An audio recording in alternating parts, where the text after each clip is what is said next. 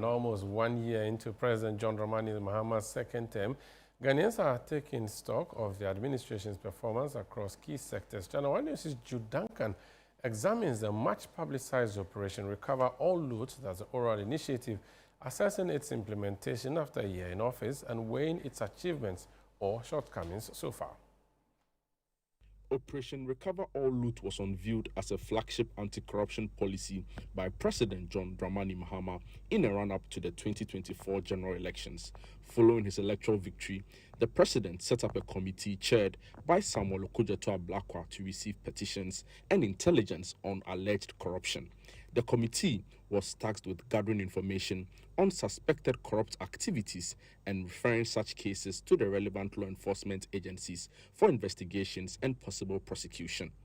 Among high-profile cases currently under probe are those involving the former director of the National Signals Bureau, Kwabena Edubuahin, the National Service Ghost Name Scandal, and the SkyTrain Scandal, which implicates former board chairman of the Ghana Infrastructure Investment Fund, Professor Christopher Yao Ekumfi.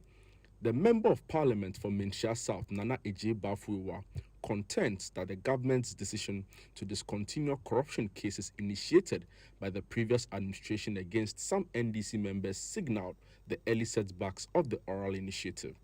I think that the Attorney General started failing the very day he filed the Nolly Prosequa in respect of members of the NDC who were standing trial prior to the government taking office. So Dr. Dufour and the likes. Yes, the government started failing because there's no discrimination in terms of public funds. There's no discrimination in terms of public funds as to, there's nothing like MPP money. There's not like NDC money. State funds. State funds. And so if you decide to let one go and prosecute the other, simply because the person you let go belongs to the same political party, then, of course, from that very day... But I don't think the reasons for, letting go, as you put it, was because they are NDC members. Reasons were given. Are you saying all of the reasons given by the reasons were not satisfactory? If the reasons were legitimate, you should have let them go through the full rigors of the trial and let the court decide. If indeed he was convinced, but the AG is not a judge. Yes, of course, he's a lawyer, he can evaluate the facts and take a certain view. But the AG sometimes takes a view, goes to court, and fails. That tells you that the AG's view is not gospel. In response, Oral Committee member and private legal practitioner Martin Pebu has defended the Attorney General's approach to oral-related cases, assuring that more prosecutions are expected within the year. You may have something to say, because on the face of it, once the Unibank case where the Attorney General accepted the plea bargain, and then he's not accepting the plea bargain in the National Service Scandal, yes, you can't fault a citizen who thinks that it's discriminatory, it's pick and choose. Yeah, you can. That's on the face of it.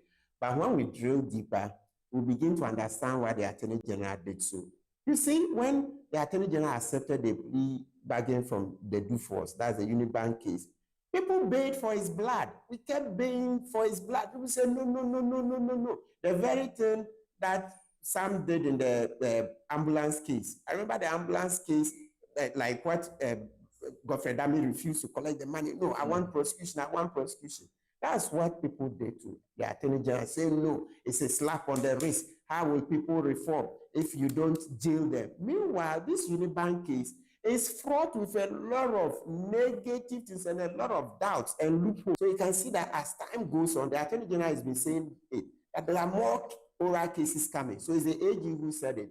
There are more oral cases are coming. That's why I said 2026 will be fireworks, more prosecutions, more recovery of the loot, and more of stopping the bleeding.